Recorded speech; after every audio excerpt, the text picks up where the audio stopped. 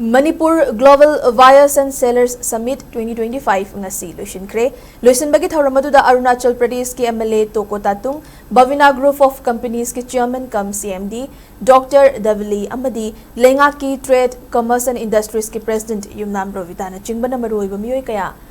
na sarukya ki MSME ki Ministry na paikhatpa Raising and Accelerating MSME Performance RAMP ki Makhada Bridging Business Sans Border haiba hiramda Imphal gi City Convention Center da numit nini chupna chatharakpa summit asi Manipur gi Governor Ajay Kumar Bhela Textiles Commerce and Industries and Transport ki Additional Chief Secretary Anurag Vajpayee amadi Manipur Chamber of Commerce and Industry ki President Dr. Vasudev na sarukya duna haudokhibani Manipur da medical institution, hospitality industry amadi, IT amasung service sector saukhatnaba amadi, maruoina local products sing malimgi market ta yonbagi khudongchaba fanghanaba platform ama semnaba summit asi pangthokpani. Thauramga mari lenana Manipur Commerce and Industry ki Secretary Haorakcham Anil na haikibada Manipur asi India amadi Southeast Asia ga phaunariba mafam asigi langdaibung amoire. Manipur ki economy ki fibam asi amuk hana fagat na bukhonabada academician policy maker singna kok Chungshinminnaba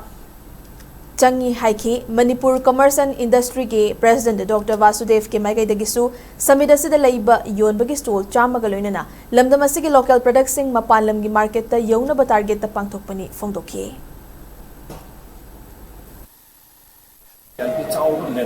landmass ani sigi landai bo haibdi land bridge land connect amadi land route amu oidina lamda masida haiba economic corridor land mass the chani bo mayam sikeri gumba amu hanu reactive tawaba amu hana announce tawragadi Manipur ki economy se ko inda oina hawro de ya de habi masida academics economics policy makers mayam kana bi aina thaza zabadi haiba shina ko economy strategy aso sabu ma masida bi ba hawro Chamber and Commerce Secretary election. Sinriba organization Manipur State yan hani adu 100 100 so 100 ta 90 plus in the journey but target vision thing to accomplish to haure haidra election me so right ba na tamji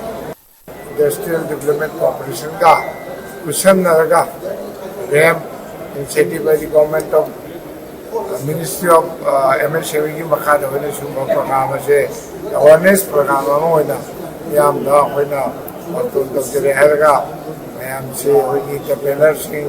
buyer and seller across the globe the buyer seller की store चाम ने होना नरंग मैंने prepare तो जब से ऐसे full white अदना याम ना मपुंग भाव अदुम बा और जो buyer seller में तमाम होना पांचों करे मशीना और कदर पांडम दी मणिपुर की कोई किल्ला सारिबा एग्रो प्रोडक्ट खंगे हैंडलूम हैंडीक्राफ्ट खंगे बैम्बू खंगे कोई स्टेट की प्रोडक्ट ऐसे कोई ना जोन खंगबा नत्रगन मधु की मार्केटिंग नहीं की है ना कोई ना फूड खंगे करी दे खंगे कोई ना खलुरिबा अदम बायान चमन ना बदली हर शॉर्ट आउट ऑफ ब्रा है ना